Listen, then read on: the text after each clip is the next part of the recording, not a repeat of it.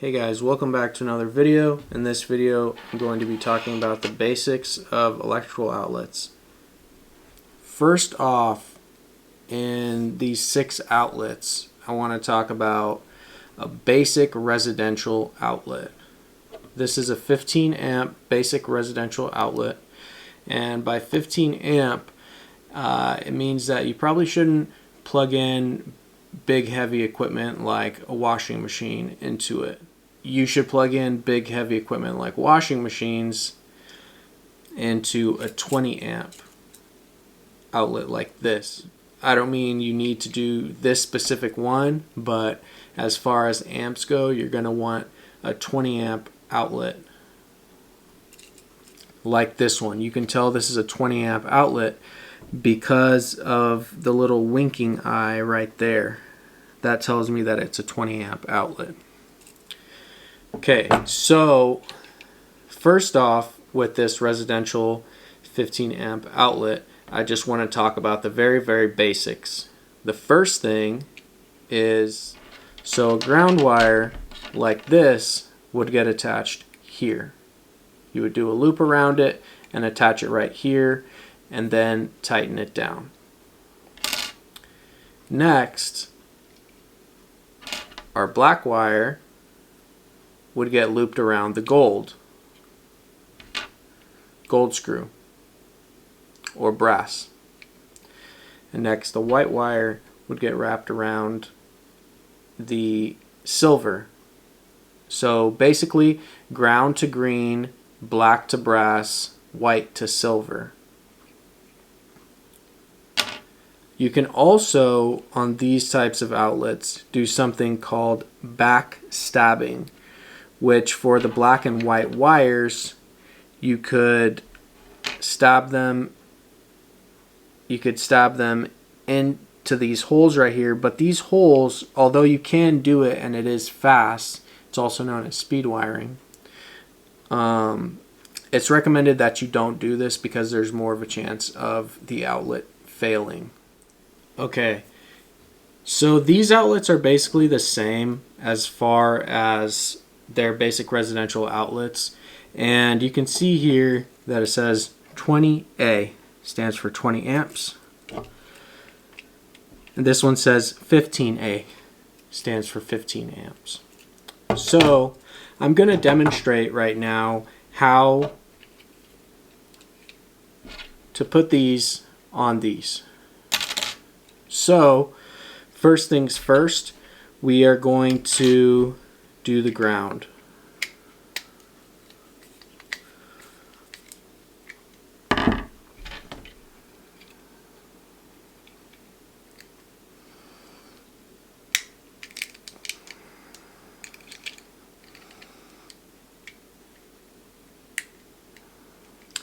We're going to be wrapping this around this in a clockwise manner and then tightening this down.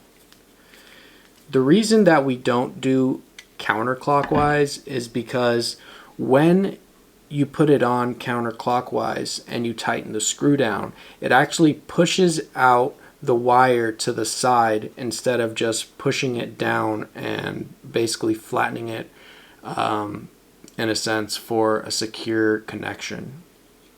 So that's it for this one. Now, because this one doesn't have a sheath like these, we don't need to do anything. We just put it on there, making sure it's in the clockwise direction, and we are good to go. Next, we're going to do the black wire, but we're going to need to strip some of the sheathing off of this. Now, this is 14-2 wire, so we're going to go here to my strip thing, and we're going to strip off about 1/4 inch, and on most outlets it will tell you exactly how much to strip off. Here we go. It says strip gauge. So what I did, I just eyeballed it, but let's see here. Looks like it's a little bit less than what I need, so I'm lining it up on here to this strip gauge. Hopefully you guys can see that. And you can see that it's a little bit short. There's a little bit more length that I need.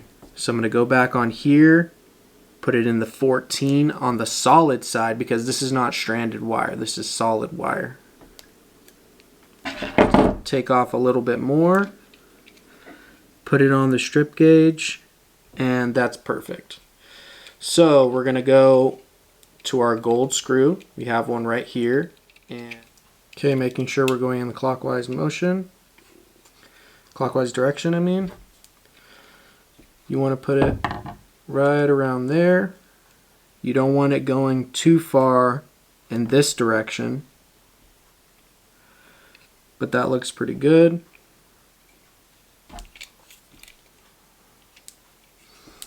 And we're going to go ahead and tighten it down. Okay, so here's the finished product on that. Hopefully you can see that. Okay, now we have the white wire.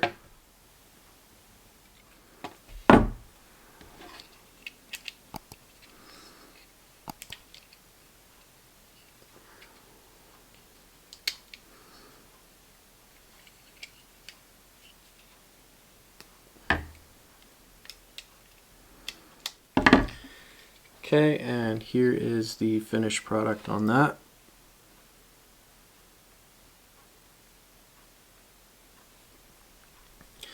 So you can see here that my screw is not going down onto the sheathing on both sides. Sheathing is past it, but it's not past the back of the outlet. So these all look good. Okay, and since this one and this one are basically the same, except for this is 20 amp, this is 15 amp, we're going to skip on to the next ones.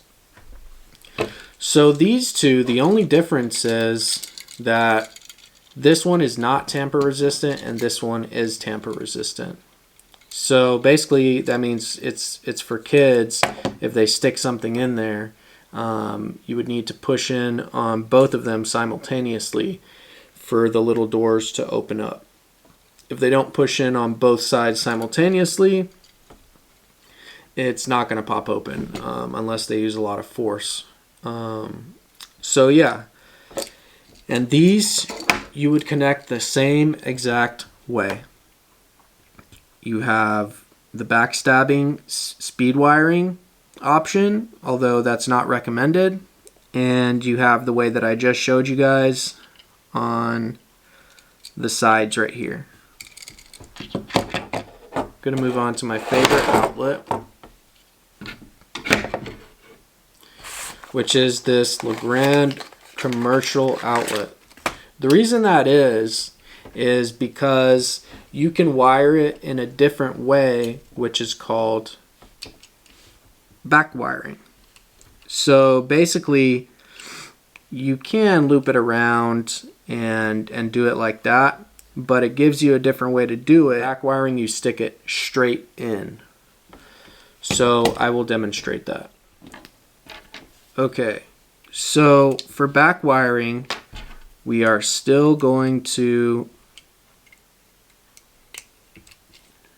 do the ground wire the same. Loop it around clockwise direction, tighten it down.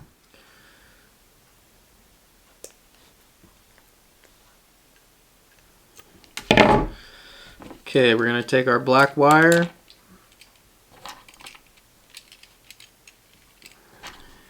we're going to go here to the brass side and we're going to stick it in.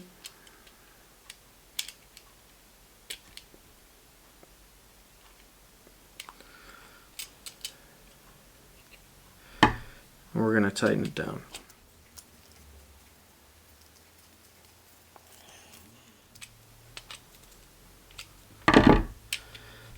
Okay, now we're going to do the same thing for the white wire.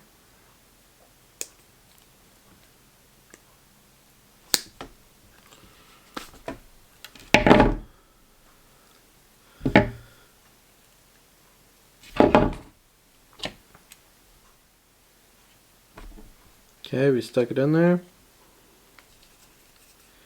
And again, we're making sure that when we screw this down, the plate is not squeezing the sheathing.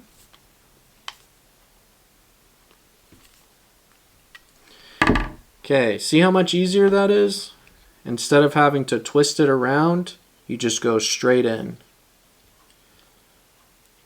Okay, and this is finished product.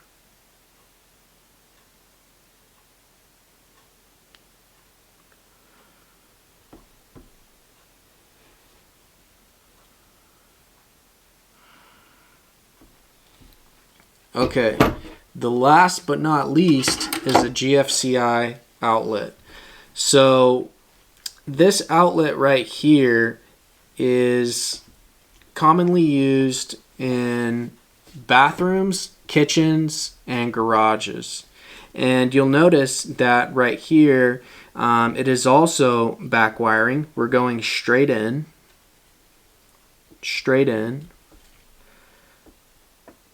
and straight in.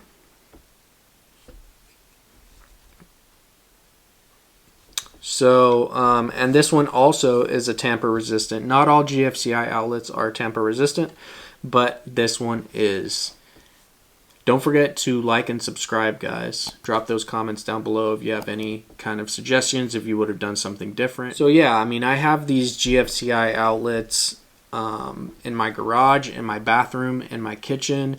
I also have a outdoor GFCI outlet, which is not tamper resistant, but it is a GFCI outlet, and I'll drop it down below in the description, my video on doing an outdoor GFCI installation on stucco, getting the power from an outlet on the inside and drilling straight out.